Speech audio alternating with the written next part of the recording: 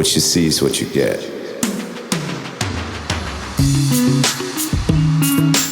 Hello, my name is Pastor Chris Miller, and I am your host on the PC Speaking Podcast, where we are equipping Christians for life. Welcome back to the PC Speaking Podcast. As always, I'm grateful that you guys take the time to tune in. And a little different feature today. I've got my friend Dr. Darvie Fenison with me today, all the way from Somerset, Kentucky. I guess you had to travel, 8,000 miles or so to get here? Yeah, quite a little trip. Yes, sir. That's a pretty good commute. Yeah. But just trying something a little different for the podcast, having some guests on, and hopefully it's something you guys enjoy. And I'm grateful that you've come to visit. You've been here in Australia for about a week now, I guess. Yeah, I've just about woke up. It's great. just starting to get over the might jet get a lag, real answer today, so it's good. Yeah, cool. Well, I'm hoping we might talk a little bit about just maybe let people know what it's like to be a pastor, what things that are involved in a pastor's life, all that kind of stuff. When you think back, was there a moment, maybe a defining moment, where you knew that that's what you were going to do with your life? Oh, wow. Good question. Let's start with an easy one. Okay. There are a lot of defining moments. The key is when you look back, you can see them. When you're in them, you don't know. Oh, that's so true. Yeah. You cross that path and you hopefully make the right decision, and it has ripple effects, or the wrong ones we have to learn from. But in all honesty, I'd just gotten out of high school, had my path all marked out like everybody. Somebody says, if you want to make God smile, just tell him your plans. I'm sure he was smiling real big. And I was 18 years old, and it's kind of like, every sermon you hear, every song you hear, you say, Lord, I'm willing to do whatever, but I'd like to go make a lot of money. I was going to be a lawyer and all this good stuff. And yeah, it didn't impress God too much. And so in that summer, I knew just, without once I quit struggling, you just know. There've been a few things in my life I just knew. My wife, we dated once, and I asked her to marry me. Wow. You probably cover that in the podcast. Say, don't do that. I've known her for years, but listen, before she got to know me, we had to make that, seal that deal. Yeah. The first church I pastored, I walked in, they said, you're just filling in, you're a young kid. Walked out, told my wife, said, we're going to pastor here. There are those things that you know. Mm-hmm. And this is one of those things that I just knew. Once I quit struggling, I just knew. So walked an aisle, made it public, and dove in. Been running ever since 47 years ago. Wow, 47 years. And have you been married the whole time? No, I was married the next year. Came back home, and she had not been in church a lot. So I said, now, being a pastor's wife might be a challenge. She said, oh, it'll be fun. Yeah. She's killed me 100 times for that one. But no, we both were young, had a lot to learn. We got married 1 year after I started seminary, and I took her back to Florida, and we've been running ever since. Yeah. So how's it been for your family being in ministry life? There are a lot of downsides. I hear a lot of pastors speak about dysfunctional families, difficulty on kids, and some churches can destroy a pastor and their family, some cultures. But we have been incredibly blessed. My son's in full-time ministry. He's on staff with me, covering at home while I'm here. Oh, that's awesome. My daughter's on staff at a church in Anchorage, Alaska, and they have both just they're better than I ever will be. You know how that story goes. Yeah, for sure. So, every pastorate is a little different, but we've been incredibly blessed. Learned a lot of hard lessons along the way. Grateful for them, but we've been incredibly blessed. Yeah. So your son Dustin, he's in full-time ministry. He's involved in music as well. Yeah. Yeah, they have a band. They travel. They do student camps in the summer and now weekends, discipleship weekends. Stay really, really busy. He writes. I think he was on. He wrote for Capitol for a while in different groups out of Nashville. Our worship leader is out of Nashville, and they just team up. They're more like brothers than they are coworkers, and so. But he's done really well, has a heart for the Lord, extremely good communicator. I think they like me being gone. So, so they can listen to him. Yeah, we can listen to Dustin today. So there you go. Yeah, he's a good fella. Yeah, I know Dustin as well, obviously. And yeah, he's a great guy. Well, here's one for you. I find that obviously pastors are careful about what they talk about. I mean, sometimes you're dealing with issues of confidentiality. There's all kinds of landmines to step on and stuff like that. But one of the things I found in talking to a lot of pastors, and I'm not going to put you on the spot with it, but Sure you will. Go ahead. I find that pastors are very guarded. They're very difficult to get to know, and it's hard to get past that elder shell. For other pastors, for church members, things like that. Why do you think that is? Well, if you've been burned a few times, Yeah, that'll do it. You learn pretty quickly. You put up those walls in the shell. The question has a lot of facets, and I probably have more answers than you have time. Yeah. I will tell you this: there's that fear, especially when you start of a large part of what we do and the decisions we make. We honestly try to please the Lord, but you can't see Him and you can't hear Him. So it's the people sitting in the pews, it's your peers in ministry, it's those people that you actually become more conscious of. And honestly, I think there's a growing process to where you're afraid to say the wrong thing, afraid somebody be upset, afraid somebody else. There's just that fear factor that I don't think you can take out of it. Our experience has been relatively good. We've been blessed with a lot of great churches and people, but if you deal with people, you deal with the downside. And so I think you begin with putting a shell up because you want to come across right. You want to be godly and spiritual, and you don't want to have, you don't want your feet to stink like everybody else. And Yeah, there you go. As time goes on, I think part of the shell comes with learning. You learn that you don't have to please everybody, and that's a relief. It's a release. But then there is that aspect, Chris, that you probably have with some of your people. You have a heart for them, and you try to shelter them. Some people need to see a pastor a certain way. Yep. And, if you share those really deep things that we have, like everyone else, that we may need prayer with or help with, some people can't handle that in their leader. And so you almost do it not to hide, but to protect them. I mean, if their image of you is tarnished, they may not have the maturity to sift it all out and realize what's what. So you kind of have that concern for your people. So yeah, I think I've found that myself. And in recent years, there's some people who how they view their pastor is almost a sense of security for them. That's right. And when that breaks down, it really is difficult for them to process that. Not that you're not trying to be genuine with people. It's not like that, but some people kind of need you to be different things at different times. That's right. They just, it makes them, your word secure. That's a great way to put it. And hopefully as a church grows and you're there longer, that kind of, there's a curve in that, that scale of how relaxed you are. We've talked, and one of the things that I really work hard with is to be real. What you see is what you get. I think one of the pitfalls for a pastor is to have a public perception and public life, and then have a private life, and there be a huge disconnect between those two. While everything you do privately, you don't need to put on Facebook or tell the world. Yeah, that's true. The flip side of that coin is you don't want to play games. You can't pretend. Yeah. Eventually you walk both sides of a fence. You're going to hit a fence post, and it's not pleasant. So yeah, that kind of runs into the hypocrisy, doesn't it? Yeah, and you can convince yourself I'm doing it for the Lord, and you probably do the best of intentions. But there's no one I know that can try to live a public life and have a really distant private life. And after a while, they'll either crash and burn, make a mistake, or people will clue into it like they're a sorry hypocrite, and you lose your leadership skills. I try to be really honest with our people to the extent that I think they can handle it. If I'm struggling in an area, if I need help, I try. It's a work in progress. Our motto at our church is "What you see is what you get."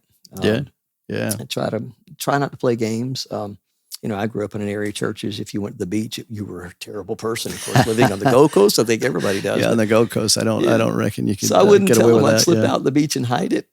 No, I just tell them we're going to spend a week on the beach. See when we get back. And we've got a people that they're just normal, real people. And the walls have come down. There's always the caution, being aware of your impact on people. but there's always the caution of playing games and hurting yourself and others. Yeah, I think you touched on something there as well, is that as a leader in a church, and people probably often have more respect for you than they should, at least for me. And what you say often carries a lot of weight, and you have to kind of deal with that carefully, because you can damage someone unintentionally, or like the security thing we were talking about, right. You can shake that up. Yes, sir. So yeah, you do have to be kind of cautious. It's not really a hideaway thing, but it is if you are concerned about your people, it matters how you speak to them. Amen. It's just wisdom, and yeah. And you learn over time. You make a few mistakes. One thing I will mention, and you know it as well, but people listening may need to be reminded, is pastors have a notoriously bad track record of saying too much or revealing confidences or not being trustworthy. And that's really another issue. But I think we need to continually be who we're supposed to be before the Lord, who people need us to be, in being honest, truthful, and yet trustworthy. And that's a balance we have to work at all the time. Yeah. I was thinking about, and this is a bit of a cultural thing too, which is kind of interesting, because I've been in Australia for 15 years now. So my attitude and thoughts and the way I do this has changed a lot. But how do you balance ministry life and your responsibilities there with everyday life and your responsibilities there? What do you mean by everyday life? Well, I mean, I suppose like your family and maybe, well, kind of I don't know if this is a word you guys throw around a lot in the States, but something we talk about a lot in Australia, and through counseling and things, is self-care. Keeping yourself, your head above water, so to speak, right. Giving yourself room to breathe. Okay. Let me give you the answer I'm supposed to give you, with the caveat before we begin that I'm trying really hard to learn that. I love to work. I always have. My average work week, especially here in Australia, y'all think I'm crazy. I'll put in 60 to 80 hours and love every second of it. The flip side of that is, if you work all of the time, especially with a family, they need you as much as you need to be away from what you're doing. Yeah. You need to give your brain a chance to kick out of gear. If you don't have the experience at home, if you don't do things with your kids, if you don't step out of your spiritual world, before long, your mind gets stale. You just need to turn it off and do something different. And of course, I think Scripture teaches that. But the truth is, it's like the airplane, the little waitress demo at the very beginning, or stewardess. When the mask drops, make sure you put it on yourself first before you try to help the person next to you or your kid. As a pastor, we teach people what we've learned. We help them all that we can. But if we're not in a place that's real and balanced, it's going to be really hard to fake it. Hey, go ahead. Sorry, I just want to make sure just want to make sure we're still recording. Still recording. Okay. My screensaver came on, so I was like, I better double check let's see that. if it's still going. Yeah, don't want But to answer that question, I think that each person has to figure out their own thing. Some pastors develop hobbies, golf or fishing or whatever, surfing. I don't have a lot of hobbies, but reveal a secret. I go home every day for lunch and fix lunch for my wife when she gets off work. So we have an hour or two there that I may not get home until 8 or 9 o'clock at night, but we have that time that's quiet and ours, and I need that. Yeah. Well, and there's always that struggle pastors have as well, because often people, like the majority of your people, don't see you during the week. I mean, some do, you may meet with people for different reasons, but there's always that element where people are like, man, that guy didn't work but a couple hours a week. So, I mean, what's your week look like from Monday to Sunday? Oh, man. Thankfully, it took a little while for people to know it, but they know I never go home. One of the cool things about that is they rarely call me at home. Our people have been so good. They know when I get home, there's nothing left. No brain cells. No point in it. Just leave them alone. They've been so gracious to give us our private life. They take care of us. But our solution is probably different than yours. Ours is a church with a big, huge parking lot and public. And I have a parking place right there. So they're used to going by at 5 a.m, seeing my vehicle, and 8 at night, seeing my vehicle. they know I'm there. Yeah. And so our people, one thing I've never been accused of is not putting in the time I need to. Yep. Yep. That's, well, I don't guess I have either. People have always, if anything, they've told me I need to slow down a little bit, but, sometimes I've heard about other guys struggling with that a little bit, and maybe that's legitimate in their case. I don't know. There's always there are some pastors I know that give some credence to that 2-hour work week. Yeah, you kind of have to be a self-starter because most of your week's pretty unsupervised. Yeah, and you can get away with a lot, but eventually it'll catch you. Yeah, but you've got to keep doing the right thing. So, yeah, I guess every week's different, really. I know it is for me. It would be tough to tell somebody, what's my week look like from Monday through to Sunday. It just depends on what's happening. It's always a little different. I mean, there's always study time in there. That's always a staple. Yes, sir. But study time. What does your process look like to prepare for a Sunday morning? Okay. Well, you have 3 or 4 factors. One, you've got 47 years of preparation. And so thankfully, you can't put it in automatic, but a lot of the studying and stuff I've done in seminary and language and all of that comes into play and pull those old notes out. But a lot of what we do now as series, what I've found is there are times that a one sermon bullet is what's needed, but you can usually build continuity and really build a deeper understanding if you have 3 or 4 weeks that you can hammer something home. They all differ. You may go longer or shorter, but I usually the series I know several months in advance as I pray. God just brings something that I never bring something to our people that hasn't affected me. If I'm not learning, if I'm not growing, if it doesn't rip my heart out or fire me up, it won't do them any good either. So that I just make sure of. But once I have an idea where I'm going, then I spend time, I'll read the passage. You do it too, probably 10, 20, 30 times. I read it and read it and read it and read it and read it. And the most amazing, there's just stuff that comes to life. Oh yeah, you find things you've never seen before. Yeah, I'm like a kid in the toy store. I tell people it's because I'm getting old and I'm forgetting everything. So now it's all new. It's all new again. Yeah, I said, wow, I've never seen that before. Read it like 1,000 times. But it actually begins with that. I'll read in several versions because I grew up traditional, good old King James and whatever, and I love it. But what happens when you get familiar with anything, you miss the familiar. You miss the wonder in the familiar. People who've been in church all their life compared to someone who just, fell off, got saved, changed radically.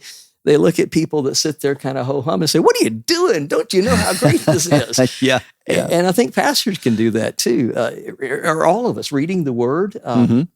If you get used to it, that's bad. Yeah.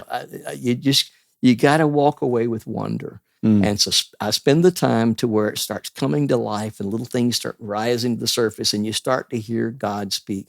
What they want on Sunday is not your brilliance and mine. That won't help anybody. No. They really need to hear from the Lord. And the only way we can share that is if we've heard from him. So I just, I'll break it apart, tear the passage apart, do the linguistic studies, look at all the way it's struck. And I get that thought, this is what God is saying. And then when you get that, you can't wait to share that. Oh yeah. It's great to wake up on Sunday morning and be excited. Now getting there, that's work. Yeah, that's a lot of work. Yeah. There's a lot of time that goes into that. Yes, sir. I know it varies from week to week, but it could be a lot of hours go into preparation for a Sunday. That's for sure. We talked about our habits. I usually put it together some ahead of time. I'll give it time to kind of stew in my mind, work it out. It's usually Saturday night or I'll go in early Sunday morning before I finalize everything just so that it will be fresh and I'm ready to just come out of the box swinging. So, it's good to be excited for it. I know personally, you're a little better at like, what am I, not freelancing. That's not just just freewheeling. Free will. Yeah, there you go. You get to go into the pulpit with a few notes and take off. And I'm a guy who likes to have a little more, You're a noted speaker. Yeah, there you go. Noted speaker. That's right. I may not necessarily follow them precisely, but they're always there for me. Yes, yeah. So in that, I mean, obviously we put a lot of prep work in. How do you go about, what prompts you? How do you go about deciding what you're going to talk about from week to week, your sermon series and things like that? Yeah, well, that's another good question. And I can give you general answers and you already know them, but thanks for asking. I'll share what you already know. There are several things. Number one, I found that if God is really hammering me for something, I'm a different person than I was 10 years ago. My core beliefs haven't changed that much, but I see things differently. I've grown, and I'm so thankful. I wonder what I'll be in another 5 years if God allows. Yeah. So whatever God is hammering home to me at the moment is, of course, most real. Mhm. And it's easier for me to say, hey, guys, this is like the holiness of God. I've just been diving into that. And it's more than just it's like, wow, God says, take a peek at what you can have. And when I begin to sense and it begins to change me, Mhm. then it's just a matter of figuring out how to share that with other people. That's one thing. A second thing is to be very in tune with what's going on in the world around us, as well in the lives of our particular people, their world. There are things that may need addressing, comfort, direction. COVID, of course, presented a lot of those Oh, challenges. yeah. People scared A to lot of death, not know, challenges. and you had to take them to foundation. You had to give them those reassuring or learning things. COVID, we didn't like it.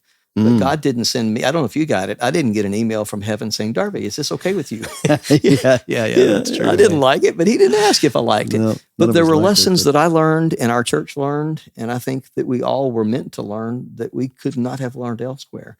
And so Mhm. you have to be in tune with, what God is trying to do in your world and the world around you, and sometimes not be afraid of them, but step up center stage and address them. Yeah. I mean, there are all kinds of issues in our world, probably here. How do you relate to civil government? That's something we normally don't teach. Yep. But in a time like this, when worship and church cross paths with civil responsibilities, Mm. God wrote about it, and so Yeah, we've got to yeah. teach it. We normally wouldn't. Fear of the unknown, a lot of things. They're just, you take your personal world, you take the world of your people and where they are and what they need. And it may just be that God just gives you a thought that just excites you, and it just drops a little spiritual bomb and it goes off and you say, whoa, we got to go here. And so I really haven't answered your question, but usually all of those wheels are turning when we figure out what we're going to do on a Sunday morning or a series we're going to start. Yeah, that COVID, that brings up another thought. And we don't have to dive into specific things, but I know as pastors, we often, this is probably part of the reason we're sometimes guarded, is we have to address things. That's probably more relevant than it's ever been. We have to address things that are very controversial, Yes. especially if we're going to stay true to Scripture. Right. And like I said, I'm sure everybody listening would love us to dig into all those controversial issues, but I think what would be good to talk about is how to navigate those. When you come up against something and it's in the passage you're preaching and you know it's a controversial issue, maybe in your congregation, maybe in the community, and you know there's a real possibility of that being divisive, how do you manage that? I buy your book. Say, this is what Pastor Chris had to say. I'll tell you what I've learned, and only recently. I wish I'd really figured this out a long time ago. You do a lot of things with the best of intentions and do the best you can, but time helps you. There are those issues that the Lord sent the church, you and me, into the world with one basic command. And in case we were a little slow, he repeated it different ways, different times. 11, 12 times. Go ye. I'm sending you. As the Father sent me, I'm sending you. And our mission, Chris, to the world is go give them the gospel of Jesus. It'll change everything. Then if you read a lot of the New Testament, Paul to the church of Ephesus, Paul, the church of Corinth, he gets down to that nitty gritty stuff, and there's a lot of controversy of morals and relationships and our relationship to government. And one of the things that I've learned, someone pointed out to me just a few years ago, and it stuck, is that a lot of times we as believers try to go fix the world, answer all of their moral dilemmas, solve all the conflicts, and we feel like we are obligated to weigh into the discussion and win. And that's not what God sent us to do.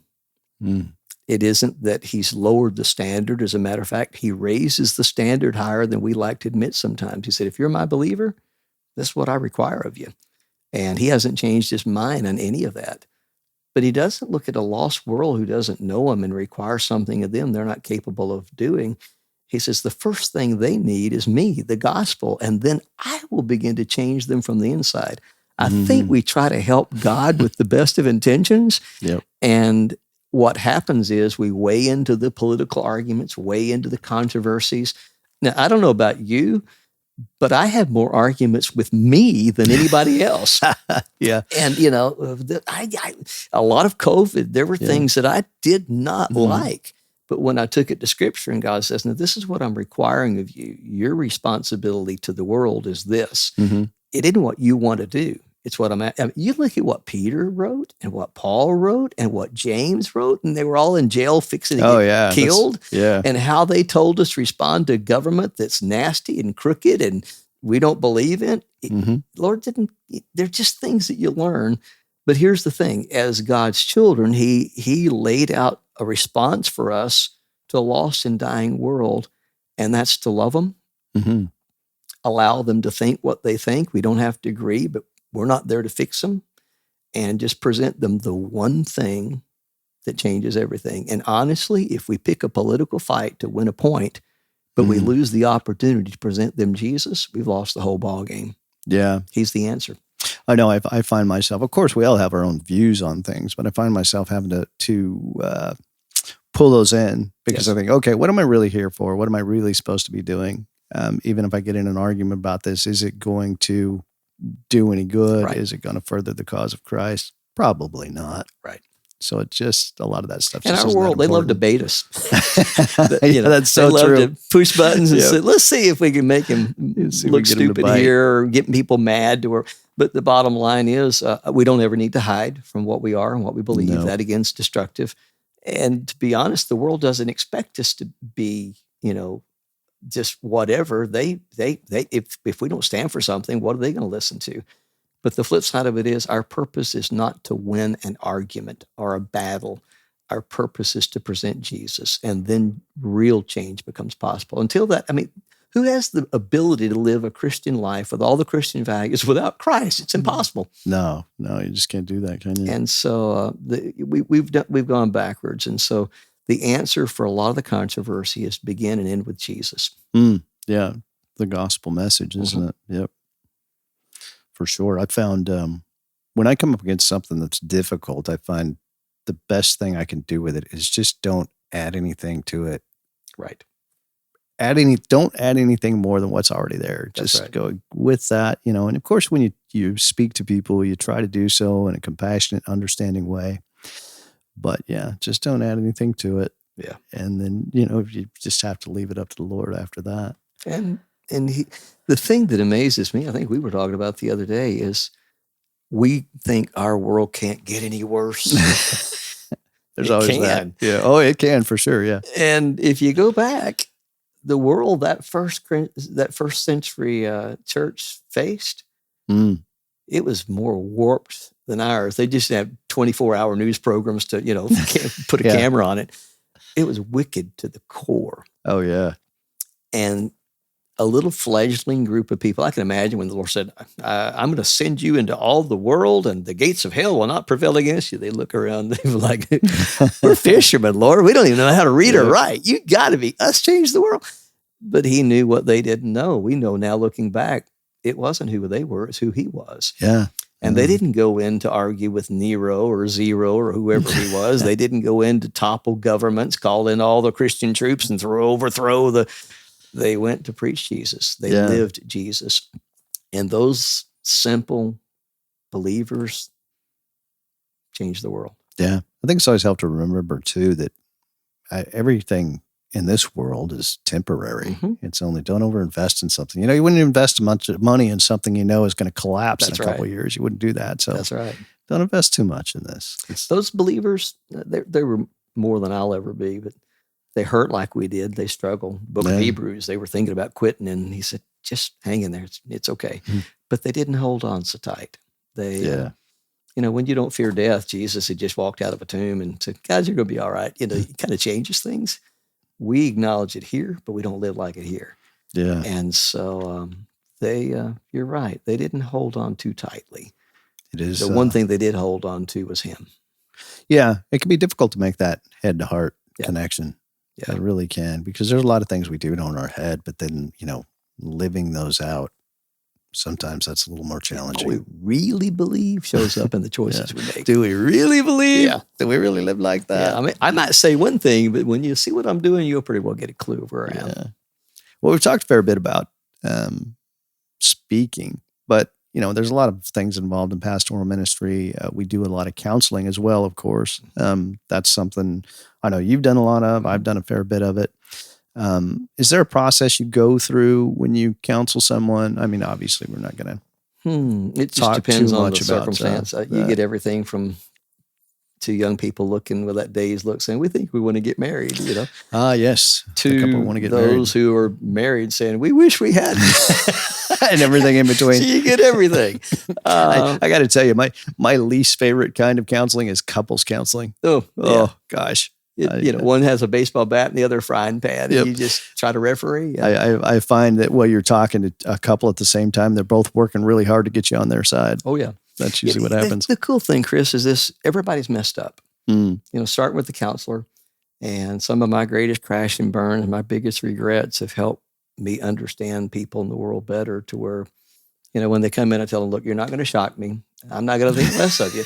Every now and then they really try to do that. Yeah. I think they just try to push it, but honestly, you see people differently. And in counseling, the core, again, a lot of times is to remind them of what they already know. Mm-hmm. Or sometimes what we know is the cumulative effect of what we heard from our parents and what culture says and Hollywood says and movies say and educational system and bathroom walls. What we know about life comes from the most crazy assortment of sources that we just have. Sometimes people just need to know, here's what you're really saying, and here's how to make this choice, and here's why you're a mess. You are here because of the choices that got you here. Yep. So if you want to go a different place, let's kind of work it backwards and figure out, what you need to change at the core decision-making process, and start making one decision at a time towards a new destination. And that's a challenge to unravel, but I've never seen it fail if people will really put the time into it, because God is always there to help us. The steps of a good man are ordered by the Lord. Mm-hmm. He wants to show us the next step. And if we will make those carefully, I think I've never seen a counseling situation that was impossible. Yep. Never seen it fail. I've seen a lot of people who weren't willing to listen or there's change. that. Yep. But if a person, if you're speaking individually, or a couple even, that will back off and say, okay, what does God say? And let's start taking baby steps to build his new normal. I've never seen it fail. I've never seen a crisis so bad. And that sounds like a brag. It's not. It's just reality. Mm-hmm. But I've seen a lot of them crash and burn because they just won't listen, just like us. When we don't listen, we don't do well. Yeah, I think I probably picked it up from you at some point, but I tell people the same thing when they come in, and I tell them, there's nothing you're going to say That's right. that I probably haven't heard before, and there's nothing you're going to say that's going to make me think less of you. That's right. And once you can get that to the point where people feel like they can talk to you without you, looking down on them, then they kind of start to open up. And they've got to have that. Do you realize how often people get stuck with that little phonograph in their phonograph? That's days. That sound bite or that recording over and over and over and over in their mind, and it becomes their reality. They need to learn to hear a different, and to get it out just where they can even hear what they're really thinking. And that trust factor, those first few steps are huge, but it's necessary. So I don't know if I answered your question, but a few thoughts. Yeah. I don't know. Maybe this is my opinion, but I think Christianity, it doesn't seem to enjoy the same status in culture that it once did. Mm-hmm. I don't know how much of that was just culture, what's genuine, what's not. But I think it's not so much people are drifting away from spirituality, but Christianity. And what do you think? What do you think we as pastors can do about that? Well, there's two. I think there's two. There's us as pastors, and then there's Christians, lay people as well. What do you think we as pastors can do? And we talked about that a little bit. And then maybe just individual Christians, maybe somebody that's listening, that we could offer them a little help too? That's a really great question. And it's like many of the others that you've asked, it's not an easy answer. Yeah. I read a statistic not long ago, it might have been Barna, whoever put it out, that pastors' approval ratings, not that we're aiming for that, but just polling people. Normally, pastors, clergy are really high on the list of people respected and trusted, but we've dropped significantly to where we're in about the same boat as politicians. If you're a politician, I'm not downing you here, but they've always been pretty low on the totem pole. They've got a tough time. They really do. And you got to ask why, and it's really feeding into your question. And I can think of 2 or 3 answers. Number one is we've mistaken our intentions for God's instruction. Getting back to our purpose. Yep. As pastors, we have fought, and as churches, we have fought to legislate our beliefs and convictions to require of others to do things, all with the best of intention, because all those, we would say those things are right and society's better for them. But I think sometimes when we win those battles, we lose the war. When it becomes confrontational, I'm going to win. I'm going to shove whether you want or not, this is what you're going to do, and we're going to require it by law. And over the last few decades, the church has been pretty powerful, and they've gotten a lot of legislation, a lot of movement. We're better for it. I really do think that. But I also think at the same time that all that effort that we put into making better legislation has not changed people's hearts. And so we see more bitterness, more anger, more divisiveness. Everybody's right in their own eyes, kind of like the book of Judges. Everybody did what was right in their own eyes, and they forgot who really matters. Where even pastors, I think we have sold our influence for our convictions, where the influence I'm supposed to have is they need Jesus. Now, when we live like him and we love like him and we present him as an option that can really help people live and they see that, we've done our part. Now, there are going to be people who walk away. They walked away from Jesus. Oh, sure. There are people who hated Jesus.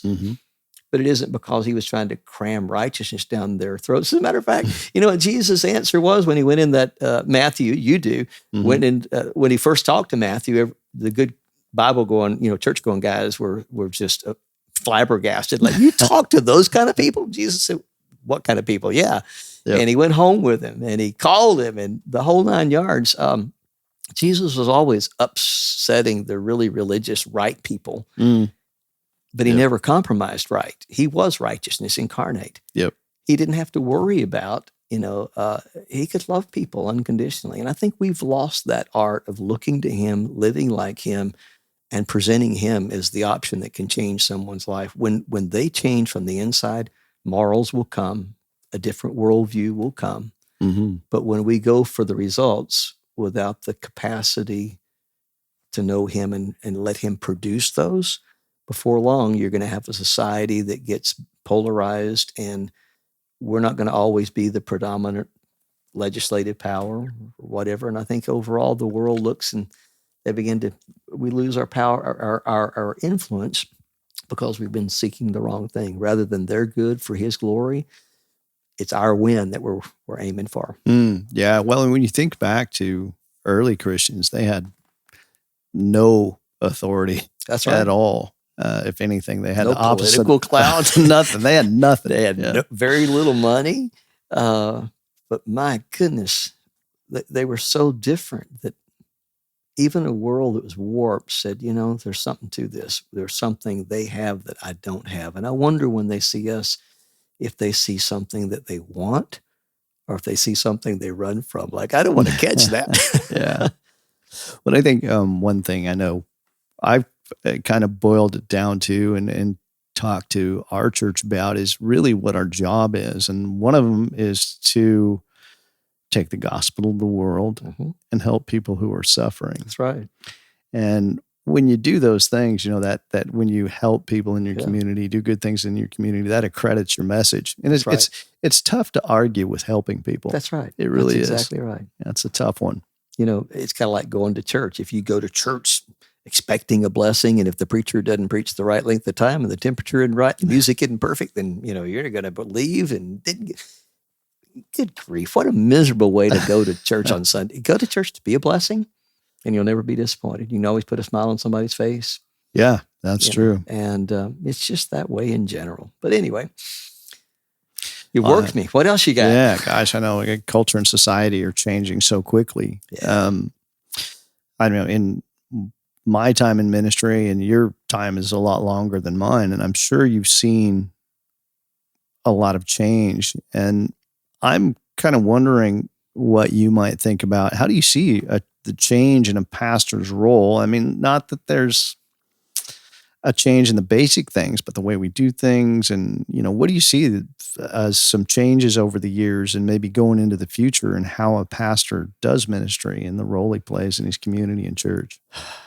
My answer to that will be, as you would expect, opinionated.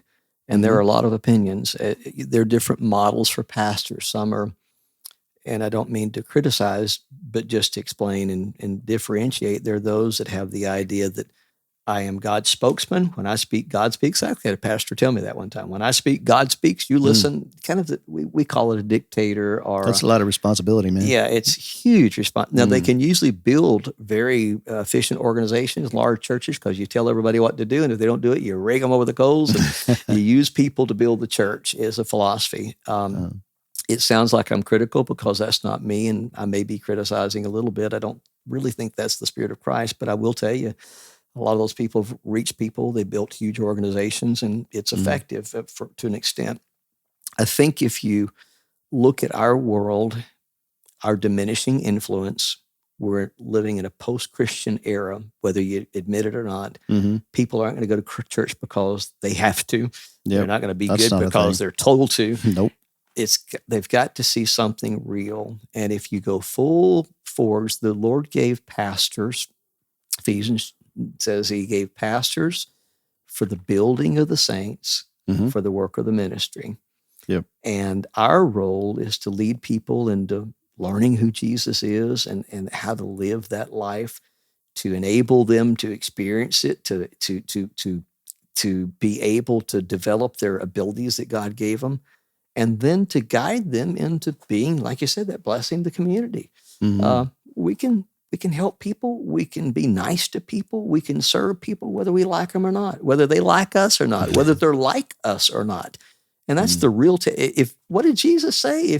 If all you can get along with and serve and be effective are people like you who like you, that's not really doing anything. The real test of who we are is those people we disagree with, those people that might be totally different. And I think as pastors, we've got to learn that. We've got to model that. We'll never get it perfectly, but our people key off of us. And if we can do it long enough and lead them to experience it and put it to work, then I really think that churches will be grown organically from the inside out, and will become that influence in the world he's called us to be. Yeah. Well, and I suppose in many ways, if we have a good attitude about it, we probably have a bigger platform ever than history. People want to listen to. If people really know, I mean, if you were and we have probably some listening that are not Christian, some may be anti or agnostic, they don't know. We can argue all day long, and the simple truth is, my opinion is my opinion. I think it's right. Your opinion is and we can argue and never get anywhere. But if you respect people and say, listen, we differ, but I really do care about you. How can I help you? Here's something you might want to. If our genuine, honest approach is not to go win and notch our calendar, but our approach and our purpose is to somehow be a blessing, and people know that, I mean, they really care about me rather than just, they need another statistic or they want to win a position or win an argument, we're going to be far more effective. Yeah, that's really a big deal, isn't it? And I've seen the world today, people really struggle with that now. I think, in my lifetime anyway, it's really difficult for people who disagree with each other to have a conversation now. And that's a shame. It's hard. Usually what I find is the people who holler the loudest, the ones that are most unsure what they believe to begin with. They got to cover it up. The loudest ones, yeah. So how do you see the future of church evolving going forward, particularly, the changing cultural, social trends? I know there's all kinds of stuff going on in the world now, different opinions about different things, the growth of technology. What do you see happening with church going forward? Well, every day, I'm going to tell you something that you didn't know. You guys don't know it. Every day the world turns around. Did you know that? Every single day. And at this same time tomorrow, it's going to look like we're just same place. But do you realize how far we've traveled in the universe without even realizing it? Every day we get up, the world's changed, Chris. Yep. And years ago, Rick Warren, you may or may not know him or agree with him, but he made a statement that's always stuck. He said, we're too busy going out as churches trying to make waves, have the latest fad and whatever. He said, you just got to figure out the waves that God's sending, learn how to ride them to be really effective. And that stuck. We just got to know who our world is, know who we're fishing for. And bringing it to the church that learns how to meet people where they are and love them as they are, but learns how, when they do that, to lead them to find what we've discovered in Jesus. Whether it's a small church platform or mega church with many campuses, I think you're going to find the ones that really succeed, other than the empires that are built. I think sometimes that God may have nothing to do with, I don't know. But the ones that really are successful, the ones that are able to do exactly what he told us to do, and to find systems and to use technology. I love it and hate it. There are people who watch us every Sunday now who never have. People who can't go to church. I love it.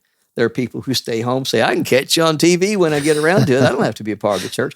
And if they're not a part of the church body, they're missing something. There's a presence of the Lord and a power that comes by gathering together, something we get from each other and from him in that mix that we can't get on TV. Yeah, I agree with that 100%. I mean, I'm very thankful that we can live stream and do all those things. And sometimes maybe somebody's sick, they can still tune in. But if you don't actually go and are not physically present in person, you're missing something. You're getting about a third of what you could have. But if we don't learn to utilize that, the world's going to keep on rolling. And we've got to use every tool that's available. I heard one of your staff or one of your ministry team today say, listen, we need to be as good or better at the world with the stuff they've got and with the message we have that can change their lives and eternities and change the world. Why would we ignore the tools that are coming to us so fast that we can't keep up with them? Yeah. And so we've got to get good at it, but realize the power is not in the tools. They're just a means. It always goes back to him. We've got to find a way that Jesus is real, first to us and then to them. And whatever means we can do that, music, technology, we've got to learn as the world turns around and we wake up, new people, new thoughts. We've got to figure out who they are, how to reach them. Yeah, that's so true. I know you've been in similar situations in the past, but I personally had the opportunity to be in a lot of different churches. And one thing, it took me a while to learn this, when you first start out in ministry, you want to be really trendy and all that kind of stuff. But after a while, you kind of figure out, those trends don't really matter as much as I think they did. And it's really about the attitude of the people in church, because I've seen all kinds of different churches, different personalities, super conservative and then the not so conservative. And I've seen churches that are reaching people and then churches that aren't doing the same thing. Right. And you can kind of tell when you visit a church, when you walk in, you can kind of tell that something's good happening or that something not good is happening. We have this idea, and again, you do have to know the people of your community, the people you're ministering to. If you're such an oddball that you can't relate, and we Christians can be oddballs, where people peculiar people. No, thank you. Yep. I heard I was at a conference a few years ago, and I won't mention names, but probably one of the key top 3 or 4 people of massive church movements, multi-campus, this whole 20 or 30 year trend. I heard him speak and I had so much fun. I'm an old preacher, number one, and it's just fun to hear. He was not considered conservative. The guys I grew up with, he was radical. He was just, heretical, whatever, because he's different. But he's the guy who came up with, I want to be able to have a church that my lost friend is not embarrassed to go to, that I'm not embarrassed to bring him to. Yeah. And there's a lot of truth to that, But he stood up and with several thousand of us sitting out there. He said, "You clowns that have to have your smoke and your lights and your skinny jeans." He said, "Quit it." He said, "I might have done that at one point way back there," but he says, "Does that somehow make you more spiritual?" No. And I got so tickled. And what he was saying is we need to know our world. You minister to the people that you have, but you know the people beyond your walls. If you're going to reach them, Chris, you need to have something they can relate to. Yeah. Dress-wise, I grew up, you wear a suit and tie. You wear your best to church, never. And I don't ever wear a suit hardly anymore. You almost have to die to get a tie. And so I'll do that for a funeral. But but again, part of it was I would hear people over and over and over again, I have to work, or what? Why do you have to show off to go to church? And compare your hats or your suits or how much you paid. And that seems so superficial. And honestly, it was. So I thoroughly enjoy dressing down. I try to make it to where I can appeal to most people. But sometimes when they walk into a place, if the standard is not what they're used to, they'll walk out or mentally check out. Music, that's a big hot button in churches. Oh, yeah. There's not a right or wrong. God is the author of music, period. And if you ask him, he probably likes some of all of it and hates some of all of it, But again, what do people relate to? What can they respond to? And so often we just try to put a round peg in a square hole and assume that you got to be this to be spiritual. You got to know who they are and somehow find a way to be true to who we are in the Lord and real, but also adapt to be able to reach people in a changing world, young people that walk in and families that move into your area or right outside your walls, that they live contemporary with what's going on. We've got to find a way to be able to make sure there aren't any hoops they have to jump through or walls they have to go through to get the gospel.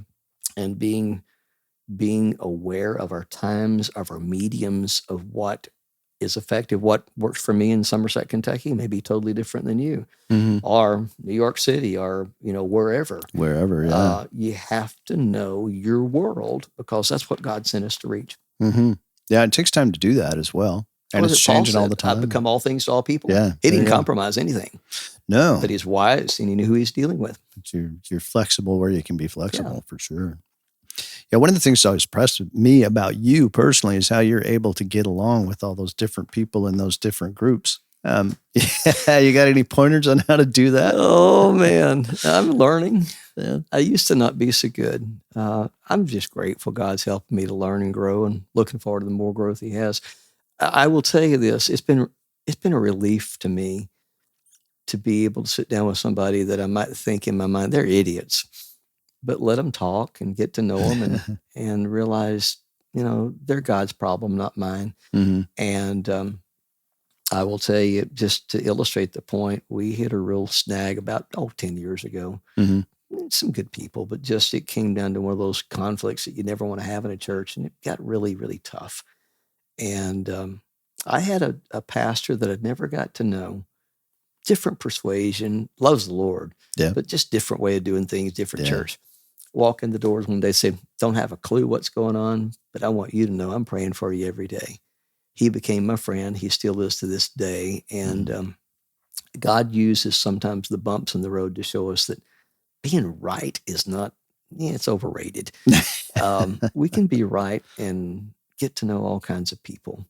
And the more people I get to know, the people with the weird looks and hairdos and dress to where they're expecting a reaction out of you, but you just look at them and ask them about their story and let them be themselves. The more you get to do that, the more fun life becomes. Yeah, that's interesting. Interacting with different people, different walks of life, all of that.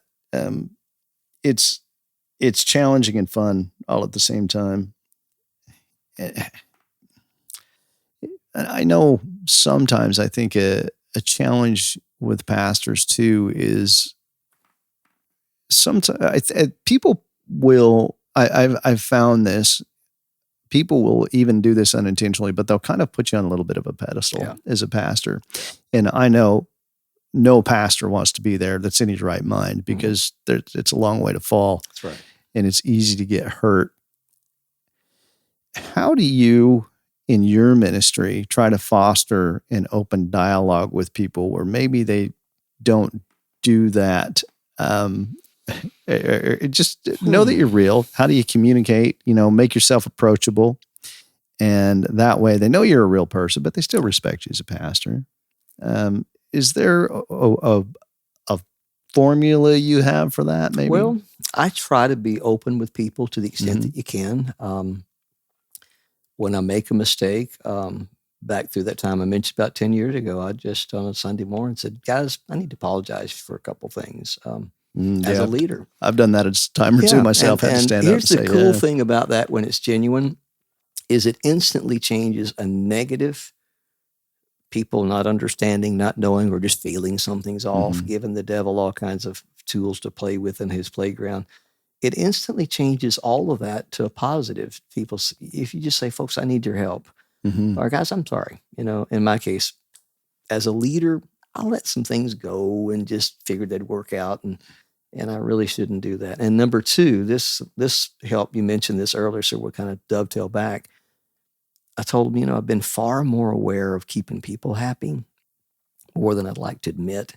Mm. And I've already apologized to God, but I do apologize to you. Said at the end of the day, I'm going to love you and I'm going to do my best to be a blessing to you. But there's only one person who has to be okay at the end of the day and smiling. And that's the Lord. Mhm. And said, if you can't live with that, then I'll love you down the road. I'll hold the door open for you.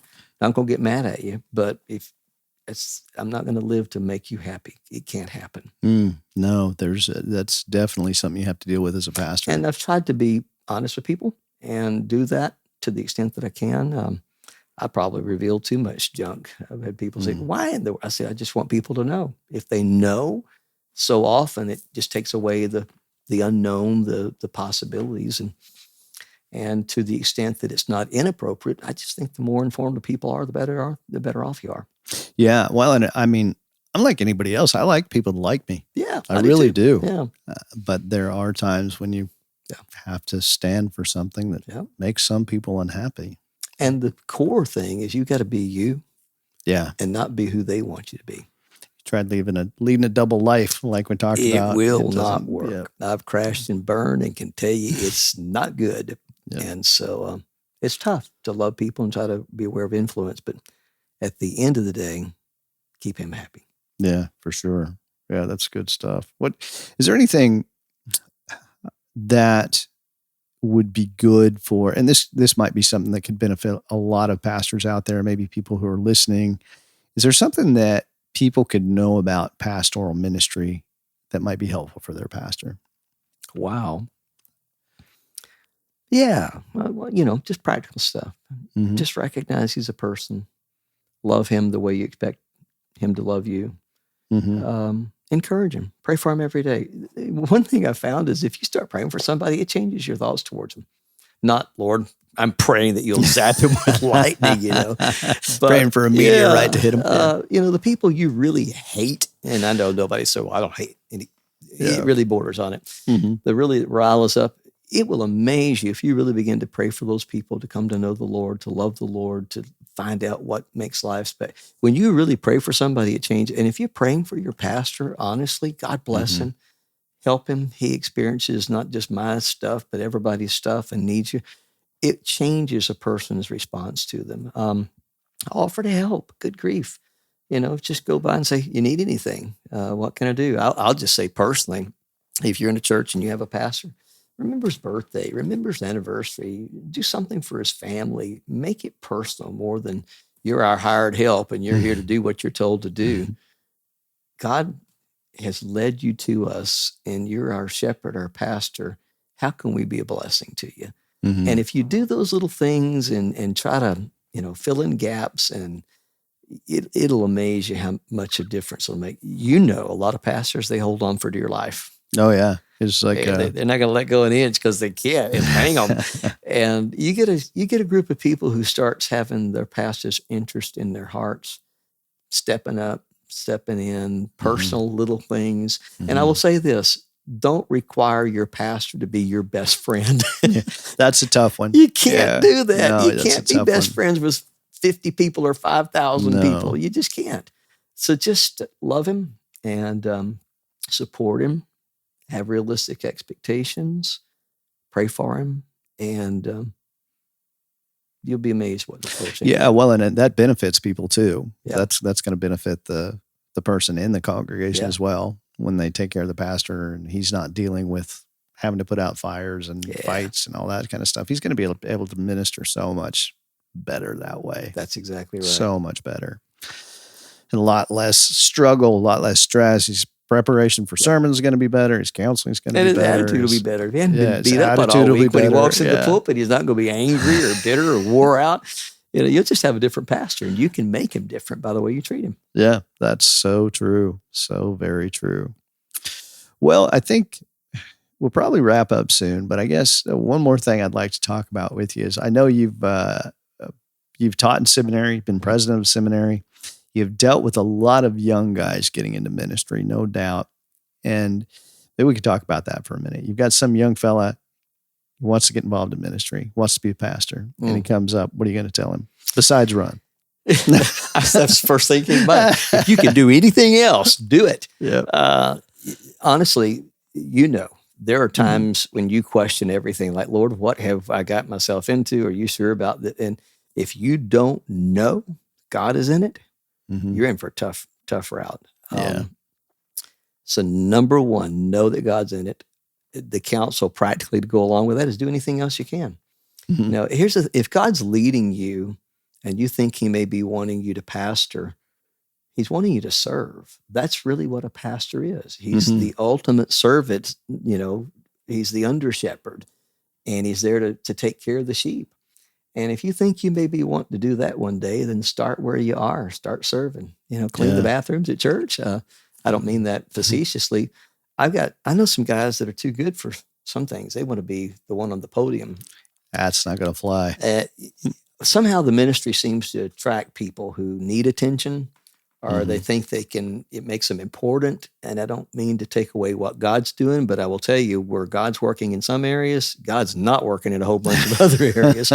And a lot of people get hurt because of it. And, so if I met with one of your guys, God's got some cool stuff ahead of him. I don't know what he's going to do, but my advice to him is every single day, say, okay, God, you want me to minister? Let's find a way to put that to work today. Find somebody to minister to at work, at school, checkout line. If you learn to minister in the little things, God will then multiply those and increase your capacity to minister. And you may be ministering to thousands before it's over. But I will tell you, you can't take care of that person in the checkout line or that person who's down, that person that God puts in your path. He knows and loves and has something for them, and he may have it just through you. You don't do that, you're not going to be trusted with thousands.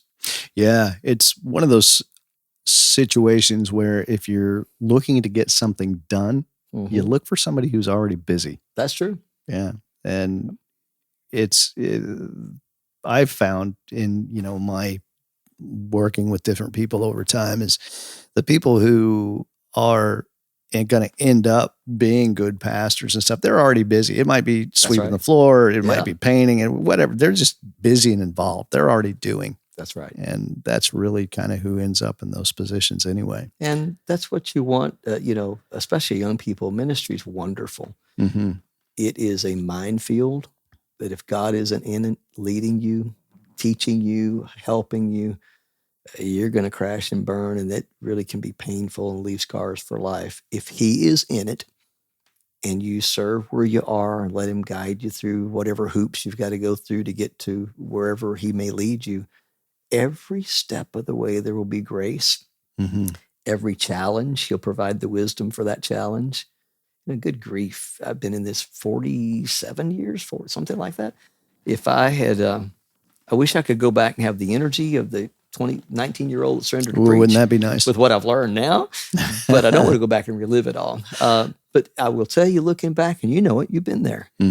Every one of those really tough times, you had your foundation. I know God's in this. Yeah. And so he's going to get me through, and he did. Yeah, there's times I think that I know when I went to seminary with my family, for instance, we all had the attitude that this is what we're here to do. We're going to stick it out, see it through. Sometimes in ministry, it's like God's called me to be here, and sometimes that's all you've got. That's right. And that's what gets you through. I will say this. rather than make it sound like, oh goodness, you're walking a plank for Jesus. Yeah, there's that part of it There's too. that Yep. part of it. And there's, you got to be willing to. That's what he Yep. said. You got to die daily, and Mhm. you might have to die literally. But I will tell you this, you find your place. And this is not just for prospective pastors. It's to every single child of God that's listening. Mhm. You find your place and do what God asks you to do. It's the best place in the world. Yeah, I agree You with will that. be happy. You will be maybe not giddy happy. Mhm. There will be fulfillment. There will be joy in the most incredible ways. And if that's pastoring, sure, there's a lot of responsibility and a lot of burden, but you'll love it. Yep. When we talk to them, we have friends, pastors that are miserable and mad. Something's wrong. You know, Yeah. you might have a miserable, mad day. yeah, that it happens, but it shouldn't all be like honestly, that for sure. if God's in it and you're where you're supposed to be, whether it's teaching a class at church or singing or ministering, whatever it may be, if you're where you're supposed to be, there will be something that you get there that you can't get anywhere else. And it's great. Yeah, I would have to say there's depth and a sense of fulfillment Mhm. that you just won't have doing anything else. That's right. You just won't. And that's just back to the little thing, find a way today to be a minister, to be Jesus to somebody, put a smile on their face, lift a burden. And at the end of the day, when you lay your head down, you're going to be the one better. Yeah. You know, gosh, I did something good. I feel good about myself. And God smiles and says, yeah, let's do some more tomorrow. Do some more tomorrow. Yep. All right. Well, man, I think that's a great place to pull up and call it good. Certainly Well, appreciate you taking the time to do this. It has been a pleasure. And I've looked at you rather than our camera, so Yeah. probably you're going to have to do a lot of editing here. Well, yeah, I'm hoping that for the most part, people are listening on the podcast anyway. That sounds They don't good. want to look at my ugly mug Well, on the YouTube. camera, so. yeah, they can do without either one of us. But it has been truly a pleasure, and I appreciate you and what God's doing here in the Gold Coast. It's really kind of amazing. And praying, I don't know what He has in store, but I'm looking forward to finding out. Yeah, me too. Certainly appreciate it. God Thanks, bless. Darvie. Thank you for taking the time to listen today. Let me know what you think in the comments. Please consider subscribing and sharing this with someone who might find it helpful.